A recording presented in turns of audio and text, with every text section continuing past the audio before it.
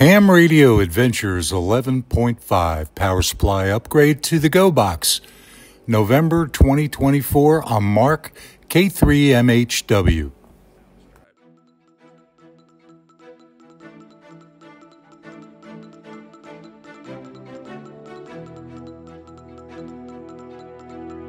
Soundstripe.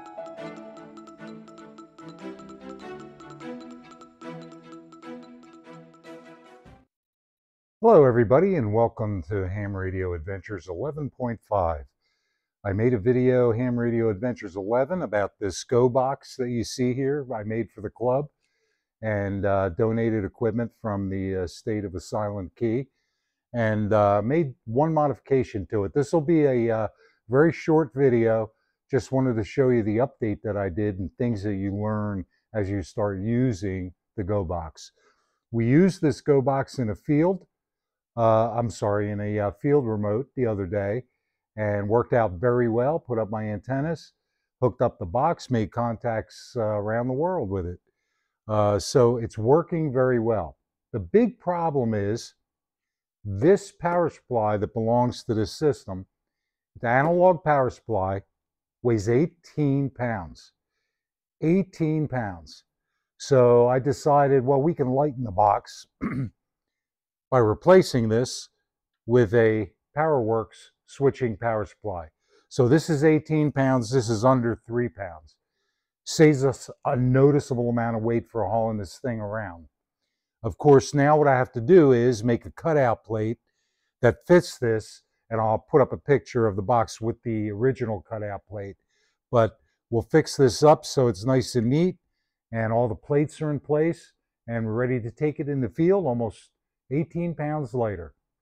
I might even put in some material to let the air get in there, because it seems like the switching power supply gets a little warmer than the analog supply does. So we'll get that straightened out. So this morning it was 25 degrees Fahrenheit, about -4 Celsius. I got the wood stove burning. It's 75 degrees in the workshop, and I'm ready to go. So let me show you a couple of pictures first. This is a picture of the Go Box with the original analog power supply and the 19-inch rack that's cut out to fit everything. The plate on the front, that is, on the top. And now this is the power supply that I'm switching to. It's a Powerwerx SS30DV, as in David Victor. And it's a fixed power supply, 13.8 volts, maybe 14, 30 amps. And it's a really nicely made power supply, and it only weighs just under 3 pounds compared to the 18 pounds for the analog. So here's a shot of the unit on the bench before it's put back in the Go Box. It's not screwed in, obviously, the panels. It was just put together to show you the difference. We got rid of that 18-pound power supply, and we got the Powerwerx on the left side. The tuner is back on the right side. And just as a note here, the edging all the way around the tuner where it's cut out, there'll be a rubber edging that goes around that, just like on the bottom that you see there. There's a little black rubber edging. It's going to go all the way around once the unit is put together. But altogether, it really took a lot of weight off the system. And I also changed the way I mounted them inside the box. And let me just go to the next picture here. If you watched the Ham Radio Adventures 11, the way I put the Go Box together, you'll remember that I used Velcro straps to hold the units down in place on the rack mount shelf.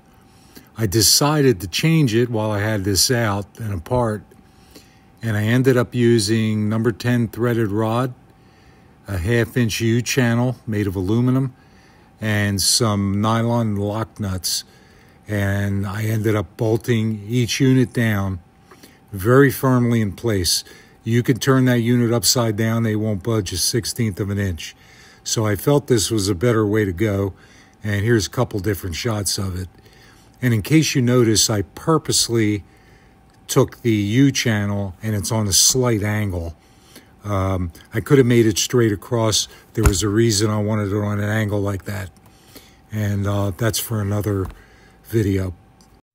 So as I said in the beginning of this video, it'll be a short video. I just wanted to show you the change. The club gets the link to this YouTube video since it's in the interest of the club, this Go box, the way I modified it. But I just wanted to show you the finished product. The one thing I don't like about it, and it's just me being picky, if you notice, there's two different front panels, 19-inch panels here.